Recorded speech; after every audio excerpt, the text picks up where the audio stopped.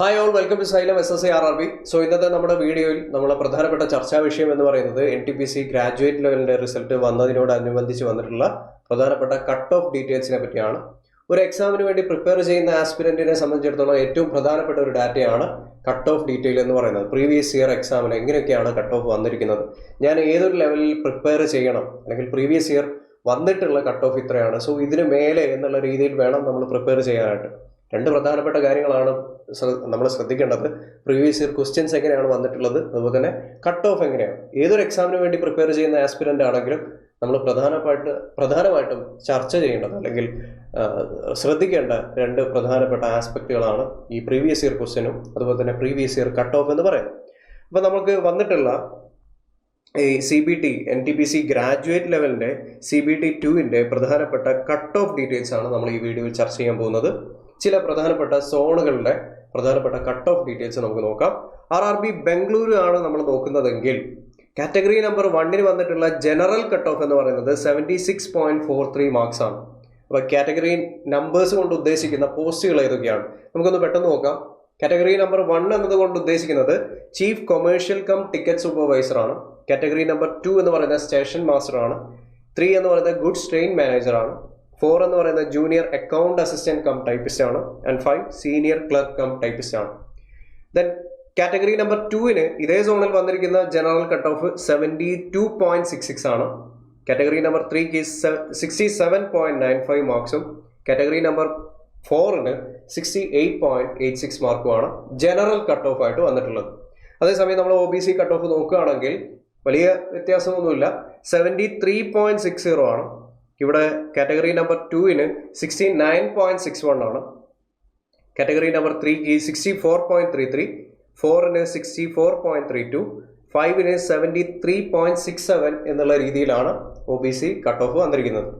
ഇനി നമ്മൾ മറ്റൊരു പ്രധാനപ്പെട്ട സോണിൽ എങ്ങനെയാണ് ഈ ഡാറ്റകൾ ഉള്ളത്, RRB ചെന്നൈ നമ്മൾ നോക്കുകയാണെങ്കിൽ അവിടെ എങ്ങനെയാണ് കട്ട് ഓഫ് വന്നിട്ടുള്ളത് എന്ന് നോക്കിക്കഴിഞ്ഞാൽ കാറ്റഗറി നമ്പർ 1-ന് ഉയർന്ന കട്ട് ഓഫ് തന്നെയാണ് വന്നിട്ടുള്ളത്, 76.79 ആണ്. കാറ്റഗറി നമ്പർ 2-ന് 79.89 മാർക്സും കാറ്റഗറി നമ്പർ 3-ക്ക് 76.86 മാർക്കും കാറ്റഗറി നമ്പർ 4-ന് 71.64 മാർക്കും കാറ്റഗറി നമ്പർ 5-ന് 70.82 മാർക്സുമാണ് വന്നിരിക്കുന്നത്. അതേസമയം OBC കാറ്റഗറി നോക്കുകയാണെങ്കിൽ 74.39 മാർക്സ് ആണ് കാറ്റഗറി നമ്പർ 1-ന്റെ കട്ട് ഓഫ് എന്ന് പറയുന്നത്. ഈ കട്ട് ഓഫ് ഔട്ട് ഓഫ് 100-ലാണ് എന്നുള്ള കാര്യം ശ്രദ്ധിക്കണം. ഇവിടെ CBT 2 ഔട്ട് ഓഫ് 100-ലാണ് ഈ കട്ട് ഓഫ് വന്നിരിക്കുന്നത്. Saw cut off marks out of 100 എത്രയാണ് വന്നിട്ടുള്ളത് എന്നാണ് നമ്മൾ ഓരോന്നിലും പരിശോധിക്കുന്നത്. 2-ക്ക് 78.84, 3-ക്ക് 75.32 ആൻഡ് 4-ന് 69.71, കാറ്റഗറി നമ്പർ 5-ന് 69.66 മാർക്കാണ് കട്ട് ഓഫ് വന്നിരിക്കുന്നത്. ഓക്കെ, ദെൻ നമ്മൾ ട്രിവാൻഡ്രം സോൺ നോക്കുകയാണെങ്കിൽ RRB തിരുവനന്തപുരത്ത് എങ്ങനെയാണ് കട്ട് ഓഫ് വന്നിട്ടുള്ളത് നോക്കിക്കഴിഞ്ഞാൽ കാറ്റഗറി നമ്പർ 1-ന് 73.51 മാർക്സ് ആണ്. കാറ്റഗറി നമ്പർ 2-ന് 71.46 മാർക്കാണ്. 3-ക്ക് 70.008 മാർക്കാണ്. കാറ്റഗറി നമ്പർ 5-ക്ക് 73.17 മാർക്കാണ്. ഓക്കെ, സോ CBT 2-ന് വേണ്ടിയിട്ടുള്ള ഈ ക്വാളിഫയിങ് മാർക്സ് ആണ്, കട്ട് ഓഫ് മാർക്സ് ആണ് നമ്മളിവിടെ പ്രധാനമായിട്ടും ഡിസ്കസ് ചെയ്തിട്ടുള്ളത്. ഈ ഒരു പ്രധാനപ്പെട്ട ഡാറ്റയിലൂടെ നമുക്ക് കിട്ടുന്ന പ്രധാനപ്പെട്ട ഇൻഫർമേഷൻ എന്ന് പറയുന്നത് നമുക്കറിയാം, CBT 1 എക്സാം എന്ന് പറയുന്നത് ക്വാളിഫയിങ് എക്സാം ആണ്, CBT 2 എക്സാം ആണ്. അതിലെ മാർക്കുകളാണ് നമ്മളെ ജോലി ഡിസൈഡ് ചെയ്യുന്നത്.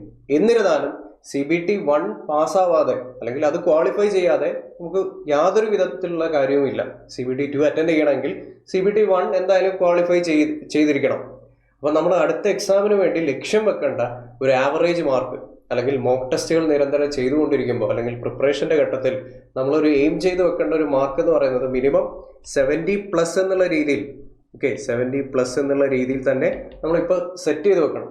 ഈ കട്ട് ഓഫ് മാർക്കുകൾ ഇനിയും കൂടി വരാനേ ചാൻസ് ഉള്ളൂ. കാരണം കോമ്പറ്റീഷൻ വർഷം കഴിയും തോറും കൂടി വരികയാണ്. ഒരുപാട് ആസ്പിരൻറ്റുകൾ പിന്നെയും ഈ ഒരു രംഗത്തേക്ക് വരികയാണ്. അപ്പോൾ 70+ എന്നുള്ള രീതിയിൽ നമ്മൾ ഇപ്പോഴേ മനസ്സിൽ ലക്ഷ്യം വെച്ചുകൊണ്ട് വരാനിരിക്കുന്ന NTPC എക്സാമുകൾക്ക് വേണ്ടിയിട്ട് നമ്മൾ പ്രിപ്പയർ ചെയ്യണം എന്നുള്ളതാണ് ഈ കട്ട് ഓഫ് അനാലിസിസിലൂടെ നമുക്ക് കിട്ടുന്ന ഒരു ഡാറ്റ എന്ന് പറയുന്നത്. സോ നമ്മൾ മോക്ക് ടെസ്റ്റുകൾ എടുക്കുമ്പോഴും പ്രിപ്പറേഷൻ തുടങ്ങുമ്പോഴും നമ്മുടെ മനസ്സിൽ വെക്കേണ്ട ഒരു മാർക്ക് എന്ന് പറയുന്നത് 70+ നേടുക എന്നുള്ളൊരു മാർക്ക് എന്നൊരു ധാരണയോടുകൂടി തന്നെ ഈ ഒരു എക്സാമിനെ നമ്മൾ അപ്രോച്ച് ചെയ്ത് കഴിഞ്ഞാൽ ബാക്കിയുള്ള പ്രോസസ്സ് എന്ന് പറയുന്നത് എളുപ്പമായിരിക്കും. നമ്മുടെ ലക്ഷ്യം നമ്മൾ മനസ്സിൽ സെറ്റാക്കി വെച്ച് കഴിഞ്ഞാൽ പ്രിപ്പറേഷൻ്റെ ഒരു ഈസിനെസ് എന്ന് പറയുന്നത് മറ്റൊരു രീതിയിൽ തന്നെ നമുക്ക് കൊണ്ടുപോകാം. ഇങ്ങനൊരു മാർക്ക് അവിടെ ഉണ്ട്, അപ്പോൾ എന്തുമാത്രം എനിക്ക് കാര്യങ്ങൾ മനസ്സിലാക്കണം, അല്ലെങ്കിൽ എങ്ങനെയൊക്കെ ഞാൻ പ്രിപ്പയർ ചെയ്യണം, എത്രമാത്രം ടൈം ഇൻവെസ്റ്റ് ചെയ്യണം എന്നതിനെ പറ്റി ഒരു ധാരണ നമുക്കുണ്ടാവും. സോ ഇങ്ങനെയാണ് ഈ കട്ട് ഓഫ് അനാലിസിസിലൂടെ നമുക്ക് കിട്ടുന്ന ഡാറ്റ. സോ 70+ എന്ന് പറയുന്ന ആ മാർക്ക് ലക്ഷ്യം വെച്ചുകൊണ്ട് തന്നെ നിങ്ങൾ നിങ്ങളുടെ പ്രിപ്പറേഷൻ തുടങ്ങണം. സോ വരാനിരിക്കുന്ന NTPC എക്സാമുകൾക്ക് എങ്ങനെ പ്രിപ്പയർ ചെയ്യണം എന്നുള്ള ഒരു സംശയത്തോടെ ഇരിക്കുന്നവരാണ് നിങ്ങളെങ്കിൽ നിങ്ങൾക്ക് വേണ്ടി സൈലം SSC RRB ഒരുക്കുന്ന ബാച്ചാണ് RRB NTPC റെഗുലർ ബാച്ച് 1.0. നിങ്ങൾ വീക്കായിട്ടുള്ള സബ്ജക്റ്റുകളാണെങ്കിലും സ്ട്രോങ് ആയിട്ടുള്ള സബ്ജക്റ്റുകളാണെങ്കിലും ഒരു റിവിഷൻ എന്നുള്ള രീതിയിലും അല്ലെങ്കിൽ ബേസ് മുതൽ പ്രിപ്പയർ ചെയ്യുക എന്നുള്ള രീതിയിലും ഫുൾ ഫ്ലെഡ്ജഡ് ആയിട്ടുള്ള ക്ലാസ്സുകളാണ് ഈ ബാച്ചിൽ അറേഞ്ച് ചെയ്തിരിക്കുന്നത്. പരീക്ഷയ്ക്ക് വേണ്ടിയിട്ടുള്ള CBT 1 വേണ്ടിയിട്ടുള്ള എല്ലാ പ്രധാനപ്പെട്ട കാര്യങ്ങളും, CBT 2 വേണ്ടിയിട്ടുള്ള എല്ലാ പ്രധാനപ്പെട്ട കാര്യങ്ങളുമാണ് നമ്മൾ ഈ ബാച്ചിൽ ഉടനീളം ഡിസ്കസ് ചെയ്യുന്നത്. സോ കൃത്യമായിട്ട് നമ്മൾ ഈ ഒരു കാര്യം ഫോളോ ചെയ്ത് കഴിഞ്ഞാൽ നമ്മളെ പ്രിപ്പറേഷൻ എന്ന് പറയുന്നത് കുറച്ചുകൂടി സ്മൂത്ത് ആവും. ഓക്കെ, അപ്പോൾ ഒരു വിഷമഘട്ടത്തിൽ നിൽക്കുന്നവരാണ് നിങ്ങളെങ്കിൽ എത്രയും പെട്ടെന്ന് ഈ ബാച്ചിൽ ജോയിൻ ചെയ്യാനായിട്ട് ശ്രമിക്കുക. 15th നവംബറിനാണ് നമ്മുടെ ക്ലാസ്സുകൾ ആരംഭിക്കുന്നത്. ഈ ക്ലാസ്സുകൾ എന്ന് പറയുന്നത് ഇത് കൃത്യമായിട്ട് ഫോളോ ചെയ്ത് കഴിഞ്ഞാൽ നിങ്ങൾ ബേസിക്കലി ആ ഒരു എക്സാമിന് വേണ്ടിയിട്ടുള്ള ഫുൾ ഫ്ലെഡ്ജഡ് ആയിട്ടുള്ള സിലബസ് കവർ ചെയ്ത് കഴിഞ്ഞാൽ, അതിനെപ്പറ്റിയുള്ള ഒരു ധാരണ ലഭിച്ചു കഴിഞ്ഞാൽ പിന്നീട് ആ യാത്ര എന്ന് പറയുന്നത് കുറച്ചുകൂടി സ്മൂത്ത് ആയിരിക്കും.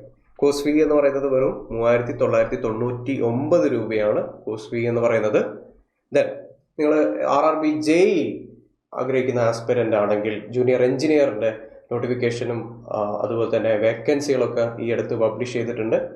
അവർക്ക് വേണ്ടിയിട്ടും നമ്മൾ ഒരു ബാച്ച് സ്റ്റാർട്ട് ചെയ്തിട്ടുണ്ട്. 2999 രൂപയാണ് ഫീസ് എന്ന് പറയുന്നത്. നവംബർ 17-നാണ് ക്ലാസ്സുകൾ ആരംഭിക്കുന്നത്. സോ ഒരു റെയിൽവേ ജോലി ആഗ്രഹിക്കുന്ന ആസ്പിരൻ്റ് ആണെങ്കിൽ ഉടൻ തന്നെ ഈ കോഴ്സുകളിലേക്ക് ജോയിൻ ചെയ്യുക, അടിപൊളിയായിട്ട് പഠിക്കുക. മറ്റൊരു വീഡിയോ ആയിട്ട് നമുക്ക് ഇനിയും കണ്ടുമുട്ടാം. Thank you.